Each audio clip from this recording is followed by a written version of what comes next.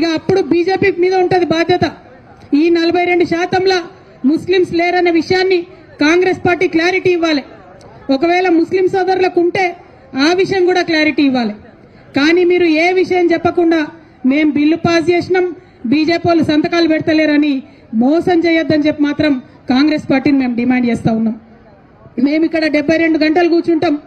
ఈ 72 గంటల్లో మీరు ఢిల్లీలో రేపటి నుంచి మీ అగ్రనాయకులు కలుస్తా ఉన్నారు. ముఖ్యమంత్రి గారు నేను డిమాండ్ చేస్తా ఉన్నా, వాళ్ళ పర్మిషన్ తీసుకోండి. ఎందుకంటే ఢిల్లీలో పర్మిషన్ ఇవ్వండి, గల్లీలో వీళ్ళు కుర్చీలో కూడా కూర్చునే పరిస్థితి లేదు. కాబట్టి ఢిల్లీలో మీ అగ్రనాయకుల పర్మిషన్ తీసుకోండి. ఈ 42% బీసీలకు సపరేట్ గా పెట్టండి, 10% ముస్లింల కోసం సపరేట్ గా పెట్టండి. ఆ క్లారిటీ ఇవ్వండి, ఆ స్పష్టత ఇవ్వండి.